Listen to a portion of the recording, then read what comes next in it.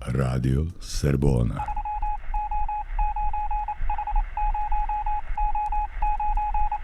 Radio Serbona. Braćo Srbi i sestre Srpkinje, pomaže Bog, Radio Serbona, radio oslobođenog srpstva u okupiranoj Srbiji. Tema na pretek, ali mi ćemo se pozabaviti sa, recimo, neke 3 i mislim da pravog sagovornika imam za tu temu. Igor Ivanović, pomaže Bog, brate, i dobro mi došao. Bog vam pomogao, hvala na pozivu. Eto, mi gledam bar nekako 2 meseca da se vidimo bar po jednom, i blagodarim što si se odazvao mome pozivu. Svima negde, otprilike negde jasno da se onako žestoko zakuvalo u Evropi. Vidimo, znači, neko pokretanje i rumunskih trupa, to je ono što sam ja vidio, vidim i pokretanje nekih američkih trupa preko Nemačke u pravcu prema Rusiji. Imamo i vojne vežbe gore u Finskoj. Zveckaju se oružjem već duže vremena i vidim da otprilike kao da ima se neki utisak da ovi apsolutno ne misle da stanu jer nemaju ni rikvers, a nemaju ni kočnicu. U kom pravcu misliš da će to sve da krene, da ide i kako to izgleda sad trenutno? Pa bolje je da trenutno analiziramo procese i da probamo da ih predvidimo bar u onom segmentu u kom su ti procesi predvidivi na osnovu analize. A pošto duboko verujem da je budućnost ipak princip neodređenosti, ne verujem da je sve indukovano, mnogo toga se dešava spontano, kako je to dobro nazvao pisac, veliki pisac crnjanski, terminom komedijan slučaj, tako da je zbog toga, sem onoga koji ima proročku moć, bilo koje predviđenje budućnosti u osnovi nezahvalno, ali se mogu analizirati sadašnji procesi, poistovetiti se i uporediti se sa nekim istorijskim procesom, jer se istorija ipak ciklično ponavlja. Ljudi planiraju, Bog odlučuje. Da. Pa ja kao čovek koji, verujući čovek, dakle, hrišćanske veroispovesti pravoslavne, duboko verujem da je nama nepoznata Božja tajna. I kada se neke stvari čine očiglednim, one ne ispadnu tako. A tek kad prođe neko duže vreme, vi vidite da je čak bilo i logično, ali se nama nije činilo da će biti taj neočekivani raspad. Dakle, u ovoj situaciji, se vratimo sad na samu temu, mislim da kolektivni zapad, ajde da upotrebimo taj termin, mada je meni mnogo bliži termin koji je Kusturica promovisao skoro prilikom jednog javnog skupa. Ne znam da li je autentično njegov termin ili je preuzeti se svetske literature. Umesto kolektivni zapad je rekao sekta bogataša. To je bolji termin, to je pravi termin, to jeste sektaška, prosatanistička svest, zatvorena i neutemeljena, bez teološkog znanja, i jeste bogataša.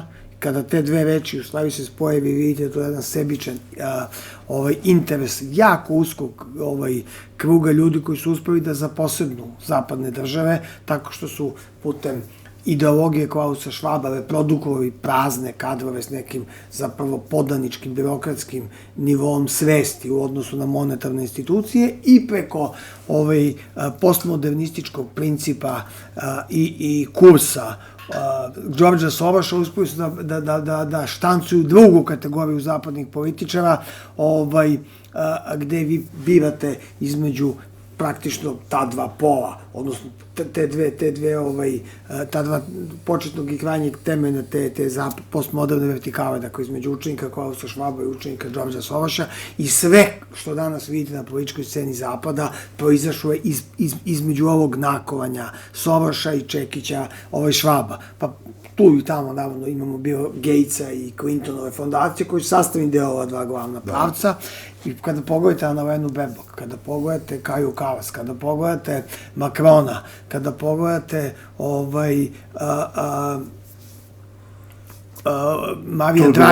Marija Dragija, naročito Justina Trudeau, to su sve ljudi iz tog šinjava. I šta tu možete da očekujete?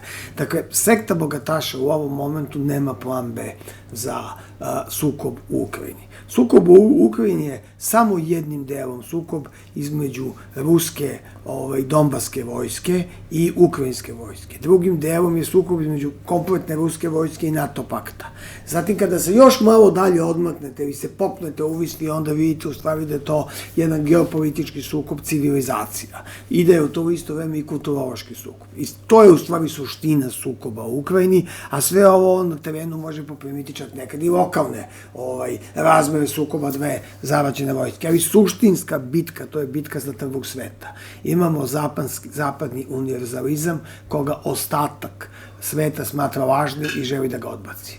Šta znači zapadni univerzalizam? Pa to znači njihovo duboko verovanje da je njihova civilizacija univerzalna, dakle globalna, da je ona ishodište svih ostalih civilizacija. To je ona Fukuyamina doktrina o liberalnom kapitalizmu kao ishodištu istorije nakon koje nastupa kraj istorije, jer se nema šta više događati, sem u onom elementarnom smislu vesti, odnosno svakodnevnih događaja, i imamo njihovu duboku veru u posebnost, u izuzetnost u odnosu na ostale civilizacije, dakle i ostale narode.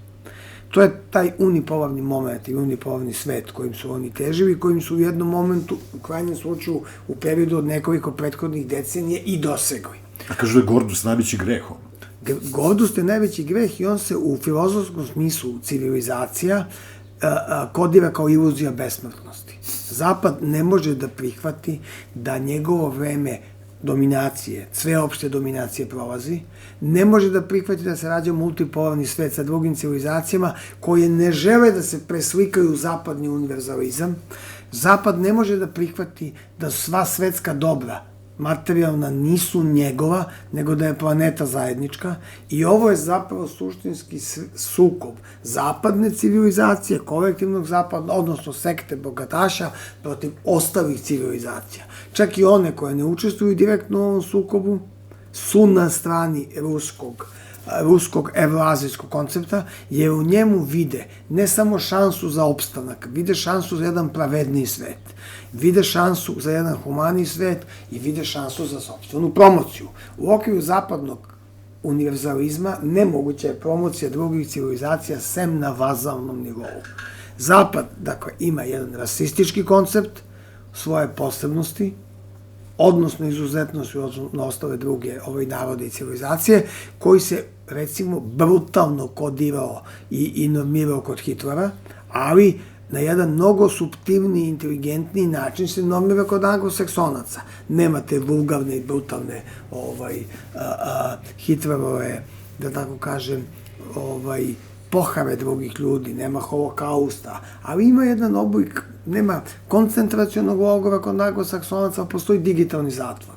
Dakle, prosto se ta ideja na jedan suptilni, mnogo opasniji način projektuje. Izvini, Mirjana Bobić-Mislilović je dala odličan naziv, rekla je picnuti logor. Baš tako, picnuti logor. Jeste, ja sam slušao termine koje možemo da upotrebljamo slične ovom. Recimo, za Evropsku uniju su tvrdili komforna grobnica i tako dalje. Ali zapravo znamo što označavaju ti termini. Oni označavaju da Zapad nije društvo slobode, da njegova dominacija prolazi i da baš zbog toga on unutar svojih granice, koje bez ikakvih sumnji kontroliše, uvodi pojam neslobode kao legitiman pojam. Uvodi ga na strahu od svetskog rata, na strahu od globalnih promena i naročito na strahu od Rusije. Sada imamo već u poslednjih par meseci svakodnevnu mantru koju jednoglasno ponavljaju svi zapadni državnici, političari, javne ličnosti, kvazi intelektualci, koja kaže Rusija se ovde neće zaustaviti, Rusija ide dalje, ruski ciljevi su nama nepoznati, ali sigurno će duboko biti postavljeni unutar Evropske unije. I na tom strahu ono treba da reprodukuje kod stanovništva svesnu nameru i želju da žive slabije, da žive sa mnogo više cenzure, sa mnogo manje para, da rade po 2% u težim uslovima, prosto se vrate u neko, da tako kažem, predcivilizacijsko zapadno stanje koje su opisivali još i Marks i Engels, koje je bilo realno o položaju radničke klase, jer će kompenzacija za to biti ćuti, bar smo živi, bar ne ratujemo, bar smo zaustavili ruskog hegemona, bar smo zaustavili imperiju zla, da se vratimo onom Reganovom terminu iz doba hladne zavese. Dakle, Zapad nije spreman da prihvati multipolarni svet, nema plan B u Ukrajini, pojačava svoj ulog, ali sa druge strane je negde svestan i sopstvenih slabosti. A to su, nema ljudstvo koje je spremno da gine, nema, o tome ćemo malo kasnije više, i nema te financije kao nekad, jer ne može se u isto vreme očuvati ovako zapadno, više to nije ni blagostanje, ali jedan solidan, pristojan život i ratovati protiv Rusije. A kada je reč o samom ljudstvu, Zapad ima ljudstvo samo ukoliko neka država prihvati da bude žrtva, kao što je Zelenski prihvatio za ukrajinski narod. Mislim da se, i nadam se i verujem da Poljska neće biti toliko neinteligentna i naivna da uđe u taj eksperiment. Inače, suštinski Zapad, ono što oni smatraju kičmom Zapada, ginuti neće. Može Macron da priča šta god hoće, ratovaće legije stranaca, ratovaće francuski specijalci, jer već to vidimo da ratuju, ali Francuzi neće. Nemci neće ratovati, a Anglosaksonci ni najmanje. Njima ne pada na pamet da žrtvuju svoje ljude, tu i tamo neke instruktore, ni Amerika ratovati neće. Ne postoji ni jedan rat od Vijetnama u kome su oni praktično bili neke žrtve. Napadali su neuporedivo slabije od sebe i tek kada bi drugi narodi koji ratuju njihovo ime kao narodi plaćenici, kao sponzorski narodi, prethodno izginuli, probijajući odbranu. Onda bi oni ulazili sa zastavama hollywoodske scene kakve imamo, da uvedu liberalnu demokratiju. Taj koncept je sad nemoguć. Ako dođe do velikog rata, on će biti veliki rat u punom kapacitetu. Da li će doći do upotrebe nuklearne energije, to je Božja tajna. U Božjim rukama mi to ne znamo. Ali povećanje uloga koje sekta bogataša u ukrajinskom ratu svakodnevno čini ili u određenim periodima čini, ne deluje baš ohrabrujuće. Još uvek to nije najjače oružje, ali nismo daleko od najjačeg oružja. Da ne mistifikujemo mnogo stvari. Nisu ubacili avione, svoje lovačke ili već kakve bombardersku avijaciju, ne znam prave termine, ali nisu ih ubacili iz nekoliko razloga. Prvi je razlog, nemaju ih previše. Drugi je razlog, jako je teško njima upravljati bez vrlo dugačkog perioda učenja za koje Ukrajina nema šanse. Treći razlog, nemaju odakle da se podignu iz Ukrajine. Uglavnom je Rusija uništila vojne aerodrome odakle mogu da oni slete i bezbedno i uzlete. Ako to budu činili sa sa aerodroma susednih država, kao što su Letonija, Estonija, Moldavija i tako dalje, Litvanija, onda se zbilja rizikuje uništenje i tih aerodroma. Rusija bi gađala te aerodrome, svesna rizika, a onda je njihov dalji korak neizvestan. Taj famozni član 5, koji nije obavezujući NATO ugovora, kaže da jedna država mora sve da učini u svakom pogledu da pomogne, pa čak i vojnu. Znači, on ne kaže automatske proglašenje rata, ukoliko bi Rusija napala Estoniju, recimo. Ali je činjenica da bi onda NATO pakt imao veći problem. Izvini što te prekidam. Ono što, mislim, može da se primeti da te članice NATO pakta koje su, ajde kažemo, negde poznate kao imperijalne sile onih vremena, da stavimo na stranu Portugaliju i Španiju, ali ove koji su, ajde kažem, više gravitiraju kao to nekoj anglosaksonskoj priči, da su oni, da kažem, negde najaktivniji u borbama dole u Ukrajini, znači, bukvalno su otvoreno stali na stranu Ukrajinaca, imaju svoje jedinice, svoje te sisteme i tako dalje, kojima upravljaju bukvalno državljani tih država. Znači, to su Nemačka, Holandija, Francuska, Engleska, Kanada, Amerika, i da oni bukvalno kao da koriste NATO kao da drže sve ostale članice NATO pakta kao taoce, bukvalno. I sad, da ne daju, znači, Rusiji pravo da odgovori tako što će da napadne teritoriju zemalja odakle dolaze ti plaćenici i vojnici, nego otprilike i da sve ove ostale drže bukvalno u tom nekom magnovenju šta će se desiti, da će to da... Otprilike, ako bi došlo do napada sa koje Rusija definitivno utvrdi da je napad sa teritorije neke od susjednih država, dakle ne sa teritorije Ukrajine, Rusija bi sigurno odgovorila. Jer ako ne odgovori, onda bi moglo da bude i frontalni napad iz više država. Ali kada odgovori, tog momenta kad se pritisne to dugme, pošto će to sigurno biti uspešan napad u odnosu na rusku superiorno raketno naoružanje, onda nakon toga Rusija više nema dilemu. Ona mora biti spremna za sveopšti rat. Problem će onda biti u NATO paktu. Ako oni dalje ne odgovore, NATO pakt se raspada, ne važi član 5. Ali ako odgovore, rizikuju da izgube mnogo više od Rusije, jer oni žive najbolje na svetu. I njihova civilizacija je dominantna civilizacija. Druga stvar što i druge civilizacije odgovaraju i džinovskim koracima napredu, recimo kineska, indijska i tako dalje. Ali Zapad je dalje dominantan. Dakle, on najviše ima šta da izgubi. To bi bio najveći problem za NATO pakt, šta onda? To društvo bi se onda pocepalo, bukvalno, rasvojilo bi se na one koji su radikalno za i one koji su radikalno protiv. I to bi bili mnogo veći problemi u tim društvima. I drugo, mora se odgovori u nekom adekvatnom vremenskom roku.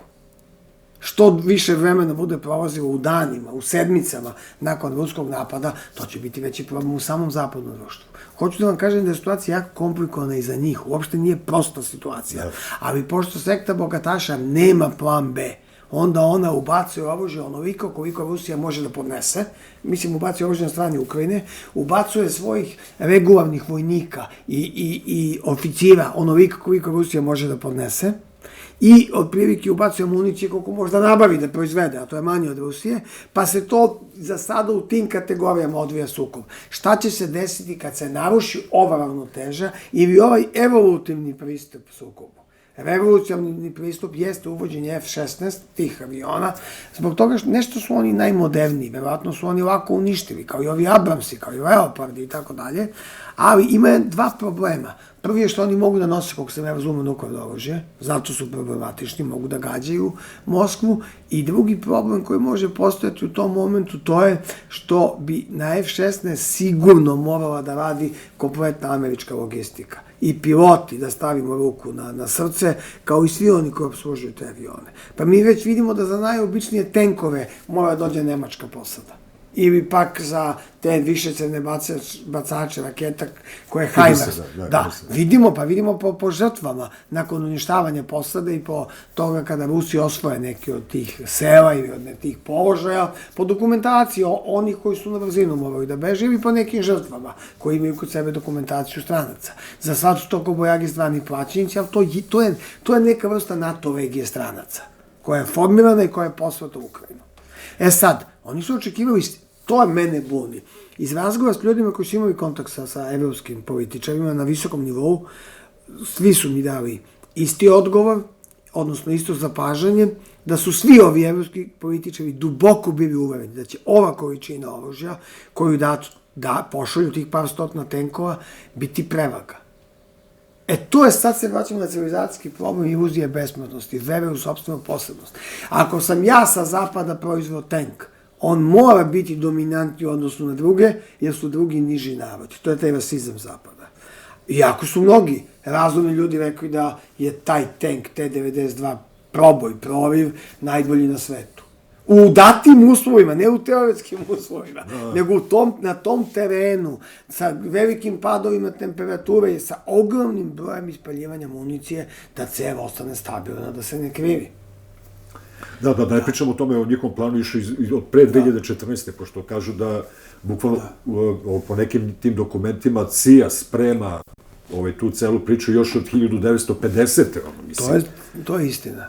Znači, ti planovi postoje, znači osvajanje Rusije. Rasparčavanje Rusije na početak 3 velike države, a kasnije još 15 regiona, ali zašto? Imamo dve komponente. Prva je pragmatična. Svetski resursi i svetska materijalna dobra su zajednička, odnosno naša.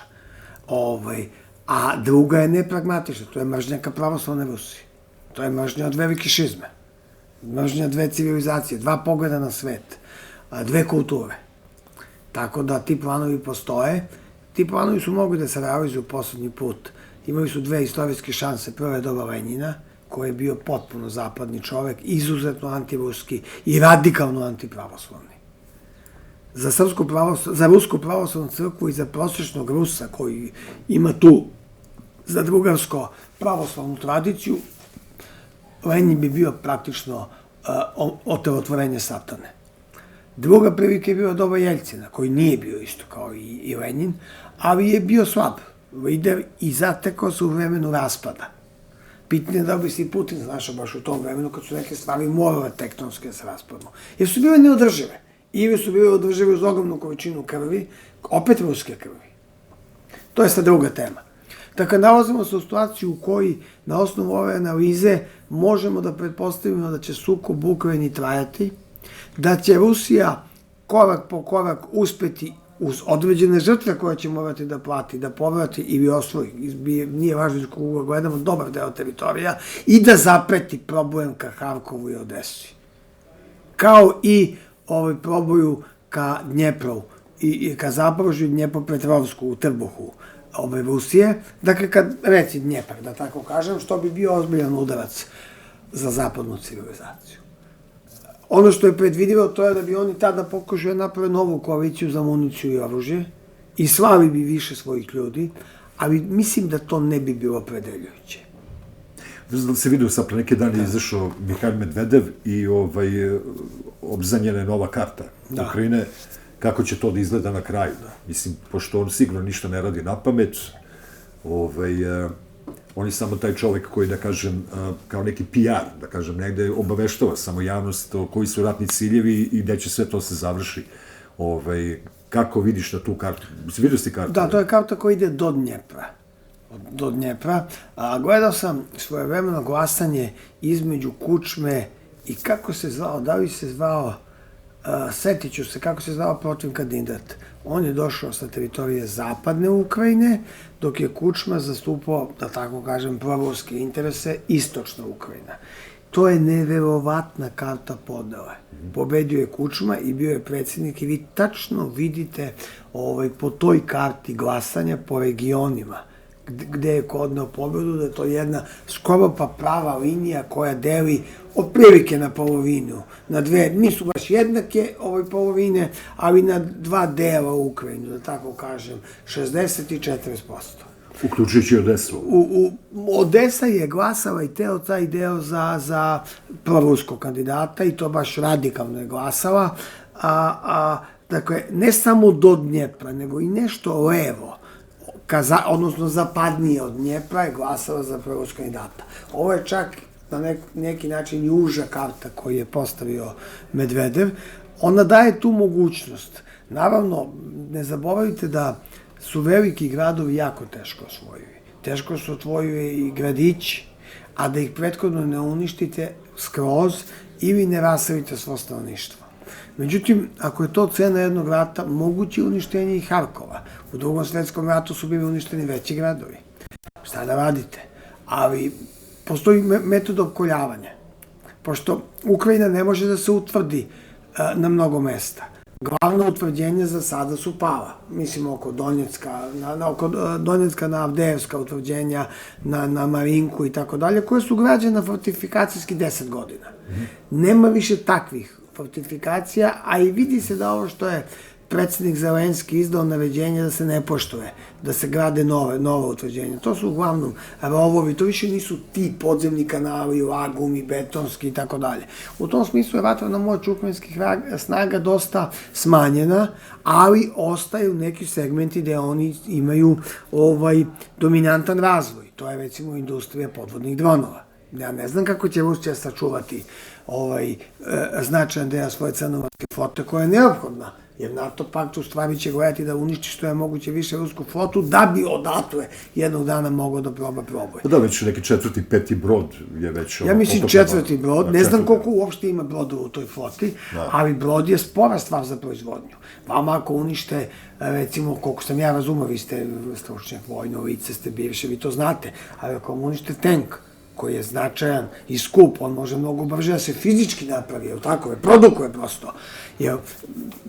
Ima tu mnogo nerazumnih i stvari koje su u sukobu sa zdravim razumom. Kako su uopšte mislili da mogu sa 200 ili 300 tenkova, koji su slabiji od ruskih tenkova, da pobede državu koja ima 12.500 tenkova, za šta je poznato i ko zna koliko što je nepoznato, i industriju koja brzo proizvodi nove savremenije tenkove. Kako su mislili kada se dešava da im dronovi od $500 uništavaju tenkove od $10 miliona.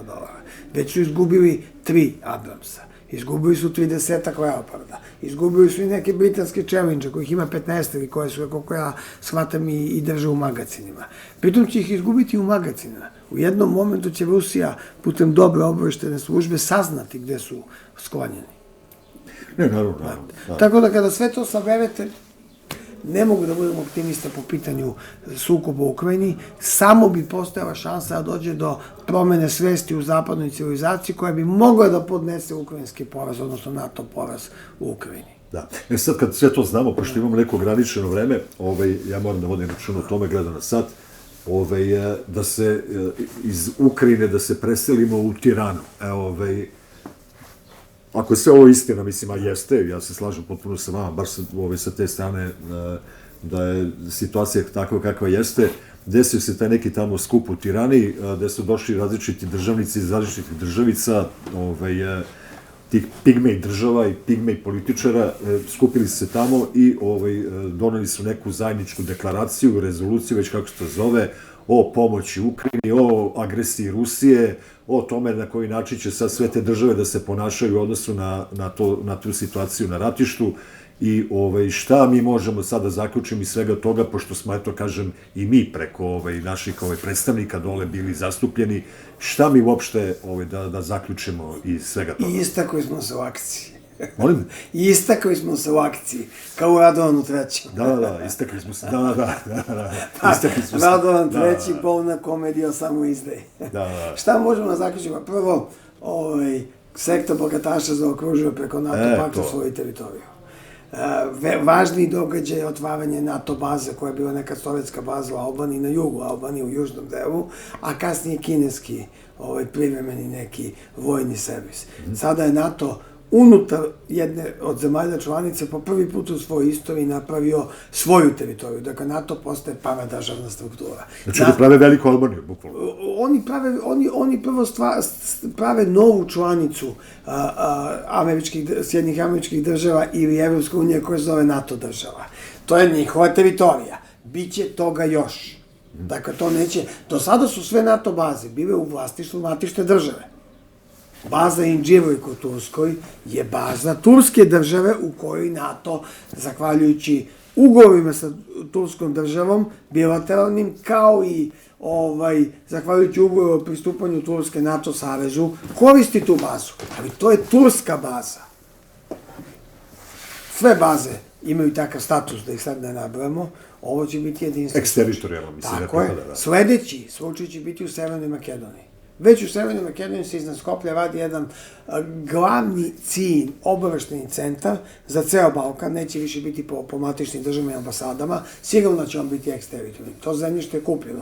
Drugim rečima, stvarat će se, da tako kažem, neke vrste teritorijalnih enklava u kojima će važiti zakoni isključivo Sjedinjenih Američkih Država ili zakoni neke NATO države, kao što je Vatikan u isto vreme, i crkva i država. Ide se ka tome. Nisu oni džabe NATO paktu dali vrednostni kapacitet i NATO više nije samo tehnički vojni savez. To je za njih u ovom momentu praktično i ideologija. To znači da ćemo živjeti u doba vojne neslobode, u kome će NATO pakt biti konačni atribut mnogih sukoba u zaokruženom pojasu zapadne civilizacije koje oni mogu vojno da brane i da utvrde. Idemo ka jednom orwellovskom konceptu koji će biti digitalni i u kome će konzumerizam biti nova ideologija. To se sve sad poklapa sa ovom ideologijom unutar zapadne civilizacije poništavanja polova, poništavanja nacionalnog identiteta, dakle polnog identiteta, roditeljskog identiteta, poništavanje konzervativnog identiteta, patrijarhalnog identiteta, zapravo poništavanje svih identiteta koje čovjek može da ima. I potpune kontrole. Naravno, kontrola, teško je kontrolisati identitetskog čoveka, jer on zna šta hoće. Sad, u okviru toga postoje raznorazne mogućnosti manipulacije. Ali čovjeka koji nije ništa, koji nema nikakav identitet, koji ne zna da li je muško i žensko, da li je roditelj ili nije, koje vere, da li uopšte ima ikakvu veru, a zna da je, poželjno je da bude radikalni sekularni ateista, odnosno sekularni sveštenik, zatim nema identitet po pitanju svih drugih stvari, kao što je iz koje porodice, kog je porekla, kog je korena, to zapravo po genotipu nije čovek. I kada ga prekodirate u jednu vrstu, da tako kažem, konzumerističkog eksperimenta, on postaje broj. On ne mora da ima ni ime ni prezime, on je samo broj, on je numerička vrednost.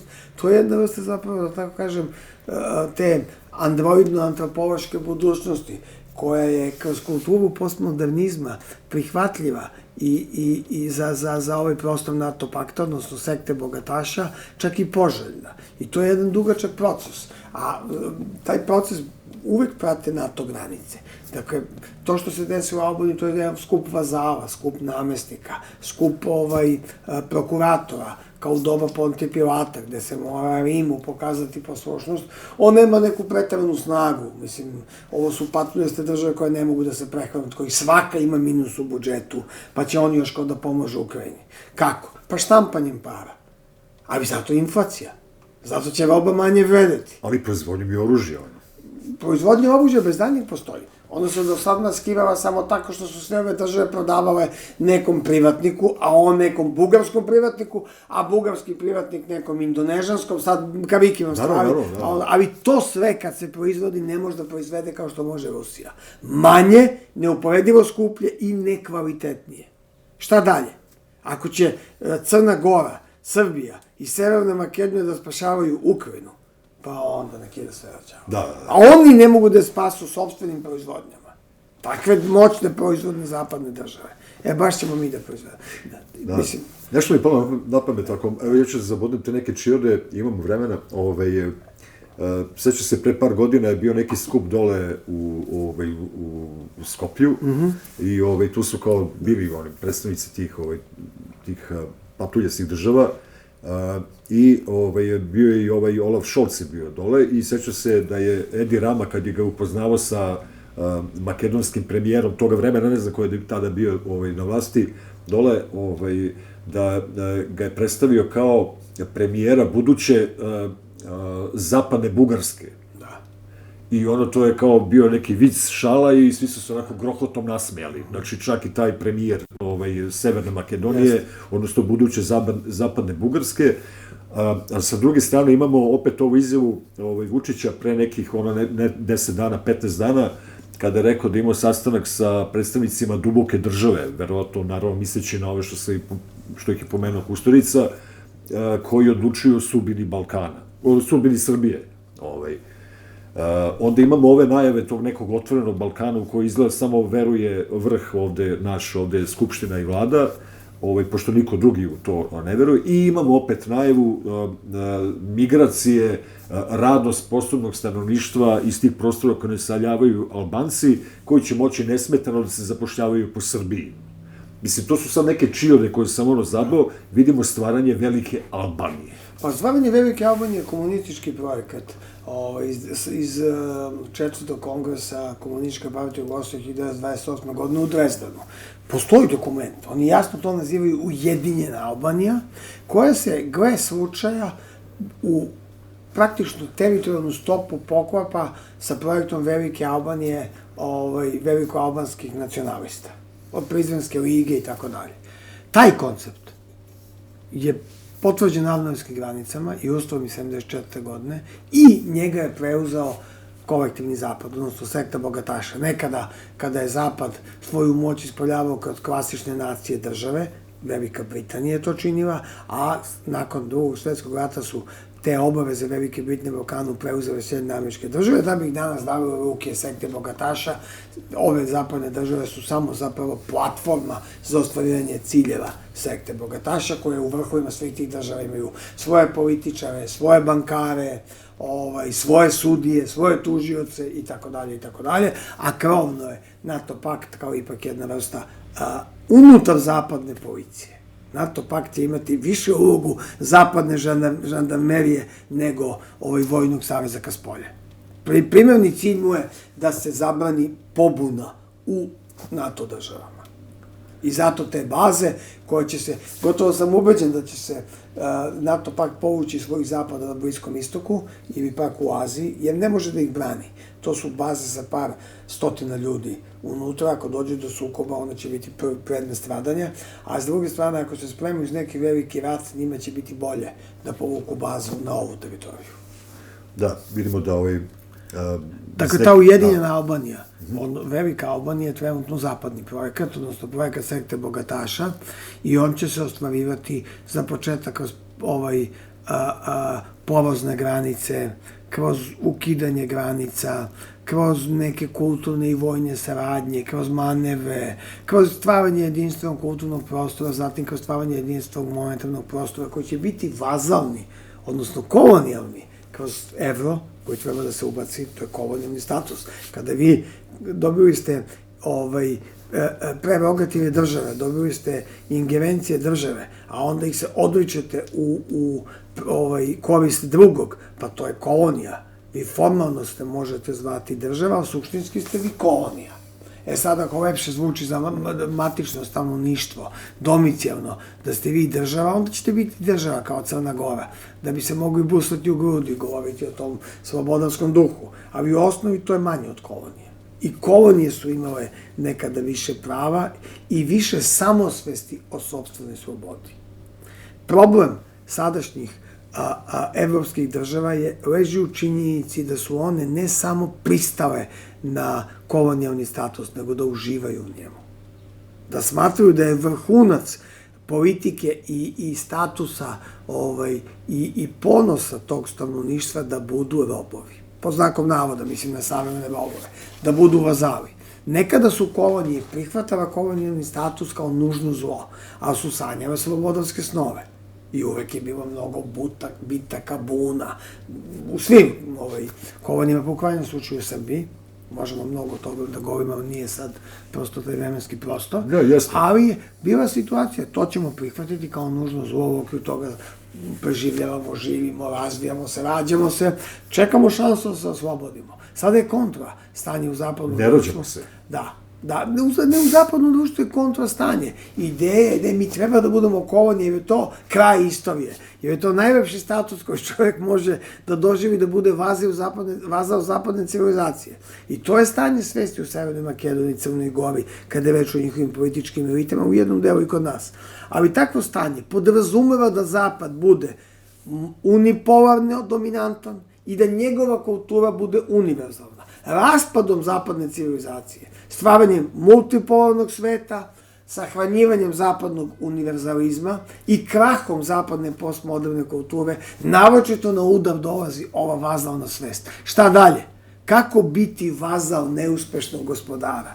Kako biti vazal zaštićen i ušuškan kod gospodara koji gubi širom sveta ratove? Sramota u Afganistanu, težak poraz u Siriji.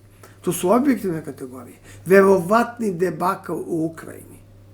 Svi ratovi koje je vodio kolektivni zapad, odnosno sekta bogataša, u poslednje vreme su završeni manjim ili većim porazom. Pa zavisi, to je relativan poraz. Gaza je debakl. Da, jer njima je pobedak uništeno. Hamas nije poražen. Da. Hamas objektivno je izrao doživeo poraz. Čak i priznaje u određenoj meri koliko je žrtava morao da podnese. A zapadne društva su saučesnici u izgranskom genocidu nad nevinim palestinskim žrtvama, kojih ima bar nekoliko desetina hiljada, od toga pola su deca. Juče je bila ogromna eksplozija aerodroma u Haifi, koji se nalazi na teritoriji Izraela, tamo blizu Libanu, i već su trupe Hezbolaha na Golanskoj visoravni. Tako da rat između Hezbolaha i izraelskih tih Defense Forces bukvalno je krenuo. Pazite, Zapad trenutno gubi rat protiv Huta. Mislim na jemenske Hute. Da se razumemo, pošto postoji tragični narod Huta, koji su stradili u genocidu naroda Tutsa uz obilatu asistenciju kolektivnog Zapada. Ali to je druga tema. Dakle, jemenski Huti, koji su najprimitivnije naoružani od svih tih verskih milicija, mislim na šitske milicije, sprečavaju protok brodova, pogađaju brodove. Oni pokazuju, eto, na toj tački su oni u stanju da razviju svetsku kontrolu. Preko puta na sudanskim obalama će Rusija graditi vojnu bazu, kako stvari stoji, kontrolisati taj uski prolaz svetskih brodova. Puta 4 je porastao trošak mnogih brodova zbog obilazaka. To osiguravajuće kompanije neće da reprogramiraju ta osiguranja, jer je to ogroman rizik. Hoću da vam kažem, eto vidite koliko je svet povezan, da vi možete ozbiljno uzdrmati zapadnu civilizaciju samo sa jednim plemenom kao što su Huti. Ako tako nekom vojnom savezu još date mu mogućnost da uništi kablove, internet, ili da pogodi satelite u krajnjem slučaju, pa vi ćete imati, staće ta civilizacija. Evo vam jedan banalan primjer, a kamoli da kada uđu u sukob sa takvim vojnim gigantom kao što je Ruska federacija. Da, nego da se mi vratimo ovde na ovo naše područje, to mi je negde bila neka ideja da tako negde i završimo polako za neki 15 minuta, ali ono što se ovde dešava, znači ja pripadam bar tom nekom delu nacionalista koji posmatraju na ovo što se sada dešava ovde kod nas, kad je u pitanju politička ova kasta, i s jedne i sa druge strane, mislim, uopšte nije bitno kom polu pripadaju, koji, da kažem, da su pod kontrolom ove sekte bogataša, i da vidimo da je na pozornici jedna izdaja, bukvalno, nacionalnih interesa Srbije i Srba uopšte na Balkanu, jer mi imamo jedan kurizitet da najveća nacija, odnosno najveći narod na Balkanu ima otprilike najmanju državu, ako uporedimo sa Rumunima, sa Bugarima i ne znam sa tim patuljastim državicama koje su nastale raspadom Sfrijota, da se mi bukvalno, da nas bukvalno stavljaju u poziciju da mi postajemo Kurdi Balkana, da se dole stvaraju velika Bugarska, da se stvara velika Albanija, da se stvara velika Hrvatska, a da nas drže ovde pod tom nekom parolom mir i stabilnost, bukvalno sklonjeni iz tih procesa i tako dalje, nego eto samo da nam deca ne ginu, da gledamo budućnost, koju budućnost, jer kaže, u poslednjih, ne znam, 100 godina i više, nikada manje dece nije rođeno u Srbiji nego prošle godine. Manje više to opšte mesto u Uniji i u svim tim državama koje ste pomenuli. To nije samo politički, to je prosto na nesreću civilizacijski moment u kome se nalaze posthrišćanska društva. Dobro je sad tu decu na stranu. To je ozbiljan moment i to govori o budućem naseljavanju ovih teritorija najsiromašnijih nekih muslimana koji će doći iz najsiromašnijih država, jer među muslimanskim zemljama postoji ozbiljna gradacija, kako u bogatstvu, tako i u kulturološkom razvoju. Oni koji su razvijeni, oni hrvoje zapadu, a oni koji su bukvalno na ivici gladi. U fizičkom smislu te reči, njih će naseljavati na prostoru Balkana. Pa dobro, kažemo da su to, znači, ako je to plan te sekte, a imamo predsjednika koji sa njima pregovara, drži sastanke i nama samo prenosi otprilike koji su njihovi planovi, on je samo izvođač radova ovde. Pa u onoj meri u kojoj on možda pokušava da se odupre, ima iluziju da se odupire i svi su izvođači radova. Zašto su izvođači radova? Pa zato što ne postoji ta snaga kao što recimo postoji kod Orbana, kao što postoji kod Dodiga. Ne postoji. I situacija jeste objektivno nezgodna, mislim naša, objektivno jeste, jako je teško prkositi po svaku cenu.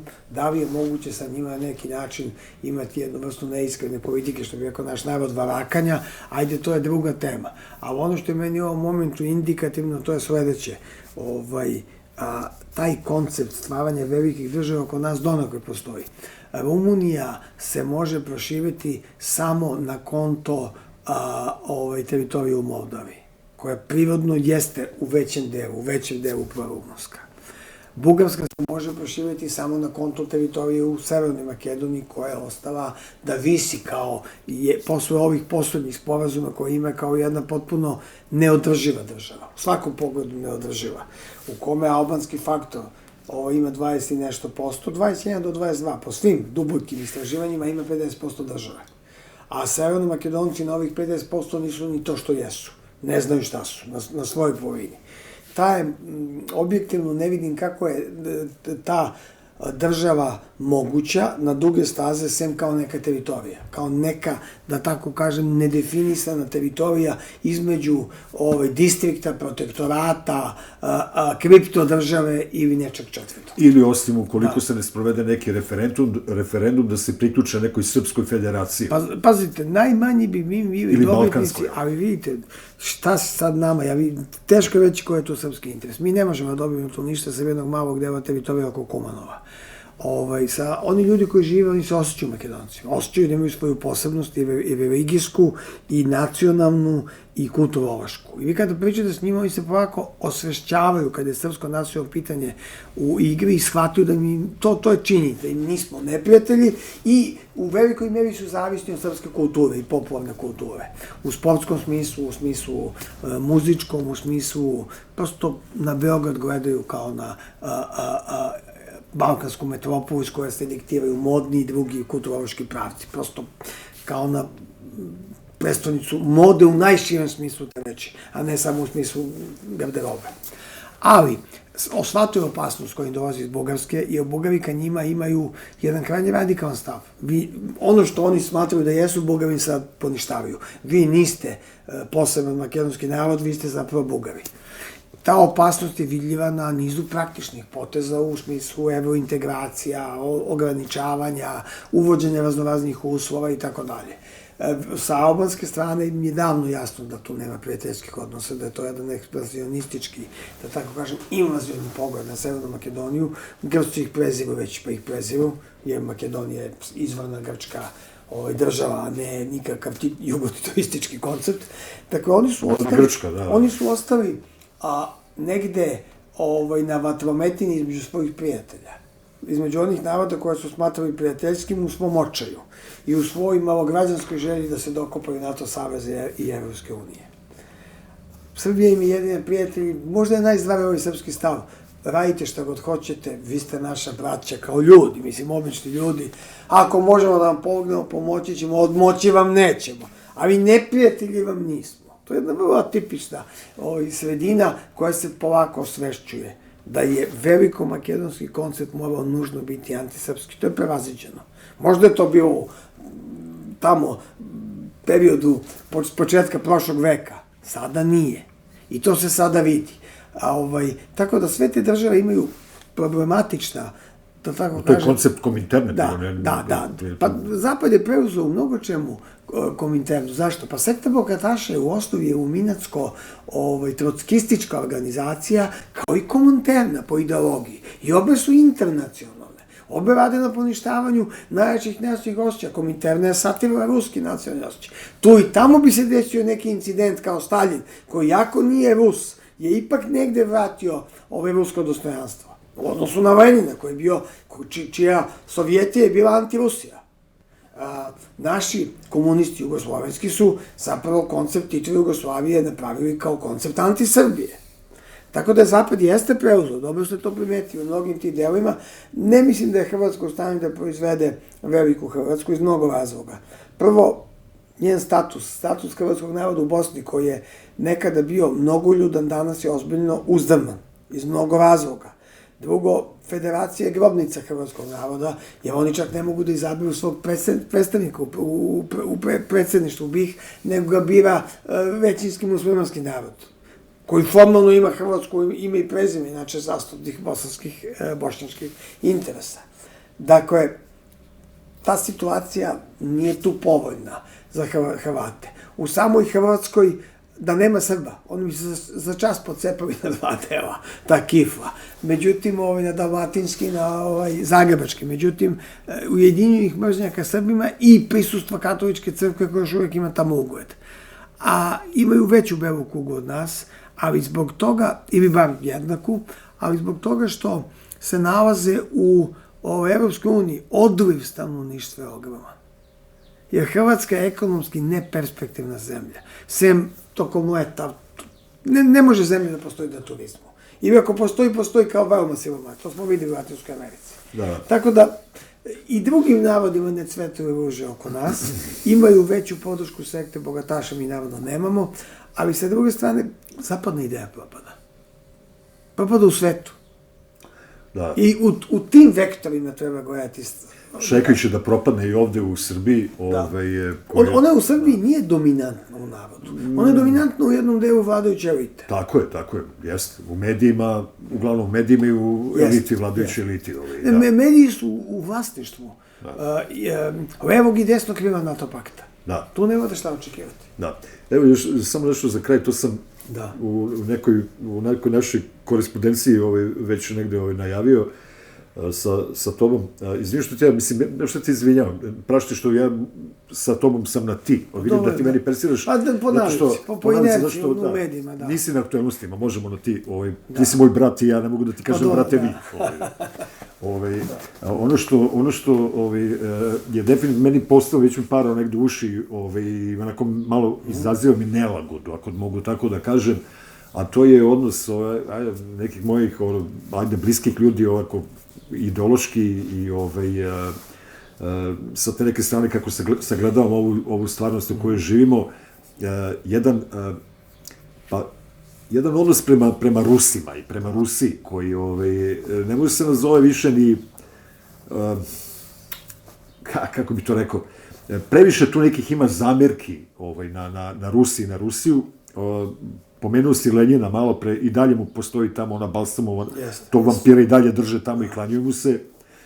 Najjača opozicijna stranka partije u Rusiji je komunistička, neki 20-30% drže Dume ili već parlamenta, a ovde kod nas, naravno da imamo otpor jedan i doživjeli smo velike zločine i krvoproliće od strane te sovjetske armade koja je došla, koja je u stvari ukrajinska armija, tako bila, ako se dobro sećam. Svega je bilo sad, da. Postoji ta neka, ajde da kažem, ta jedna nekritičnost prema Bugarima i jedna nama nesvatljiva priča Rusija i Bugarska, ta neka ljubav koja je nama nesvatljiva.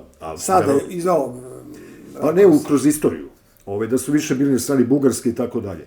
A postoji naravno i neka priča sa Hrvatima. Bilo im je bliže moju zajedničku granicu. A i sa Hrvatima i tako. To je čisto komunistička priča. To je zanimljiva priča. To me zanima. Pa bugarska priča je logičnija. Da bi pomerili pravoslavlje što zapadnije, onda treba da se učvrsti Bugarska, pa da se onda pomera da bi Srbija dobijala zapadno-bosanske granice i tako dalje. Nije bio baš pretredno uspešan koncept, ali imao je neku logiku. Pazite, ne kažem, nije bio u saglasju sa našim nacionalnim interesima, naše nacionalni interesi su Južna Srbija, Kosovo, Šumadija. Ali je bilo logike iz ugla velike sile. Što se tiče tesne veze, koja verovatno i danas postoji, između Hrvata i Rusa, to je ozbiljna misterija.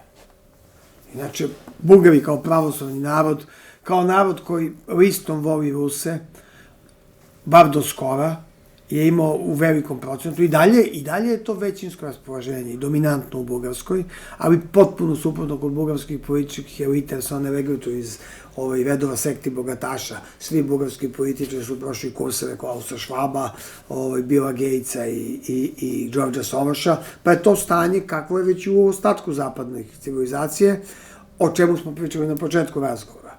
Dakle, bugarsko stanje je takvo kakvo je.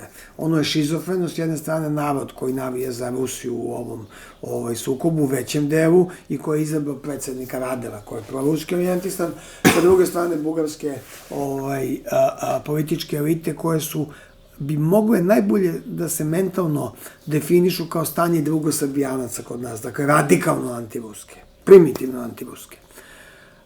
Raznorazni istorijski nesporazumi koje smo imali sa Rusijom su mnogo manji nego sa Zapadom i mnogo je više bilo pozitivnih i prijateljskih perioda nego u odnosu na zapadne države. U krajnjem slučaju vidimo kako je rezultiralo današnjim čvrstim prijateljstvom.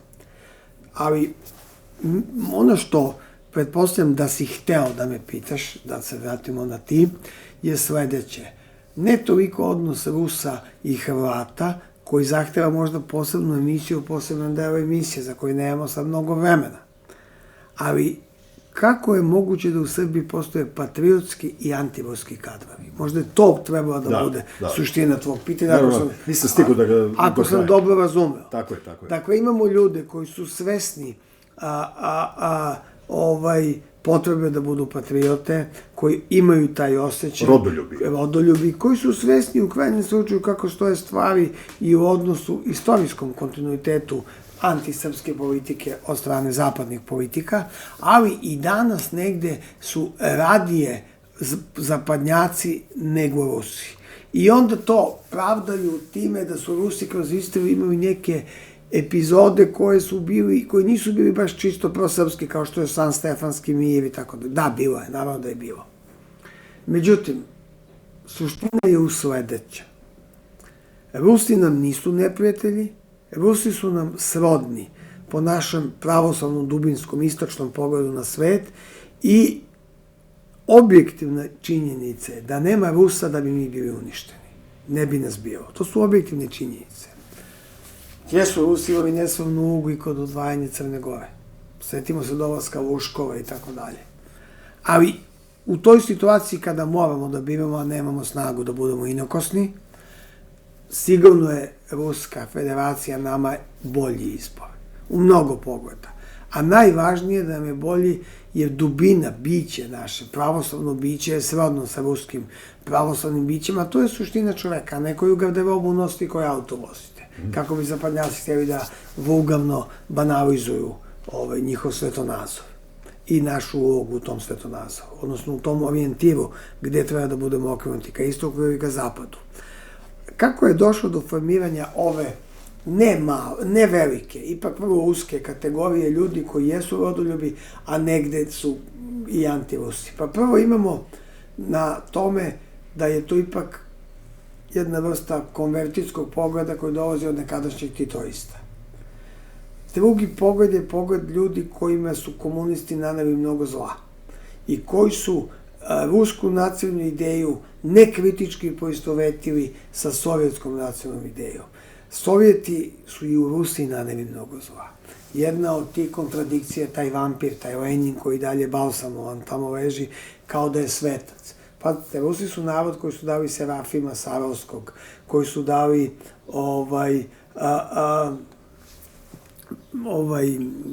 oprosti mi samo za trenutak, setit ću se, nema veze, dali su velike svece, dali su u teološkom i pravoslavnom smislu ljude koji su veliki orijentiri, a oni drže Lenjina balsamovog. To je ozbiljna kontradikcija ruskog unutrašnjeg čoveka.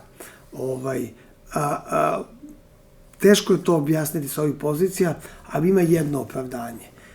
Kroz komunističku državu Rusi su uspeli da se spasu od velikog nacističkog, odnosno zapadnog zla. I njih je petokraka izmirila. Drugi svetski rat je kod njih izmirio belogardejce i crvenu armiju, jer je to bilo pitanje opstanka. Oni su u prvom ratu imali građanski rat, a izmirenje je došlo u pobedi u drugom ratu. I zato se ta tradicija tako poštuje. Kada je već o našem pogledu na svet, mi smo u prvom ratu imali nacionalno ujedinjenje, a razjedinjenje na građansku vojsku, to je ravnogorsku, i komunističku, to je partizansku u drugom ratu. I zato je kod nas inverzan pogled na svet. Pa teško možemo razumeti tu komponentu kod Rusa. Ali činjenica da ljudi koji su ovde bili otvoreni antititoisti, odnosno protiv Broza, i snosili posledice, doduše već sada u drugoj poluvremenu svog života u poznim godinama, mogu da budu i antirusi zbog tog komunističko-sovjetskog faktora koji je njima ostao usađen u najmlađem periodu i njima je Zapad negde bio zapravo, kako da kažem, tada uzor, jer su bili napadnuti od strane sovjetsko-komunističke ideje. Ima tu i neka dublja priča vezano za carstvo, Rusiju, ali to ćemo nekim drugom prilikom. Ali od prilike na psihološkom planu to je ono što mi danas nazivamo NATO četnicima. Dakle, jesu rodoljubi, ali su i nisu proruski orijentaciji. Oni su ozbiljna manjina. Kada je već o tom ravnogorskom pogledu na svet, ravnogorskog glasačkom telu, osjećaju ravnogorstva, kome ja pripadam i prosto mi je to domaći teren. To ti je tradicija. Da, porodična u svakom pogledu i to mi je vaspitanje. Ogromna većina tog sveta je proruski orijentisana. Svesna da su Sovjeti odigrali neslavnu ulogu na kraju drugog svetskog rata u konačnoj pobedi nad ravnogorskim pokretom. Svesna toga. Jer nije bilo dovoljna samo Čerčilova podrška. Bila je dovoljna i Crvena armija koja se vrlo radikalno stavila na stranu Titovog pokreta. Da. I evo još samo jedno pitanje, jednostavno, ali nije jednostavno za kraj. Kako uspeš da sačuvaš razum i dušu? Pa otkud znam. Da li uopšte imam razum, to ne znam, a dušu kroz liturgijski osjećaj koji dobijam u svakodnevnom životu, a posebno u Srpskoj pravoslavnoj crkvi. Jer čovek bez Boga nije čovek.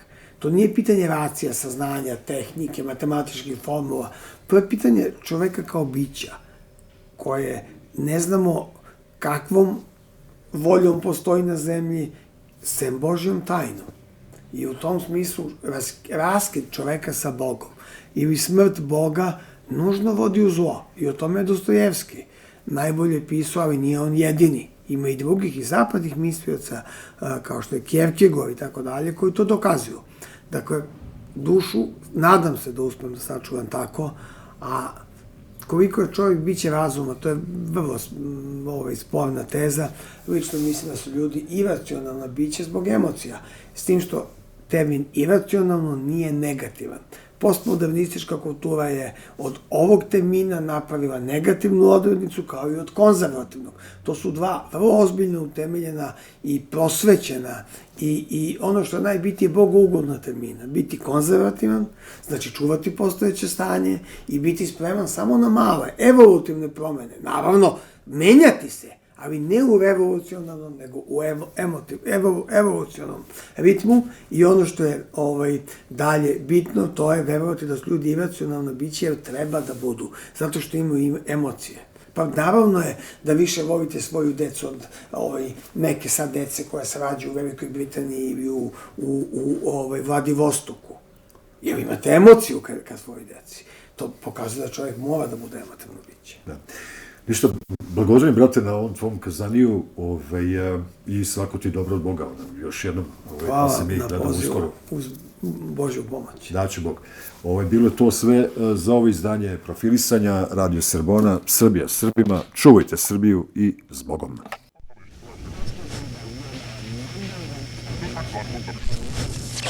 Radio Srbona.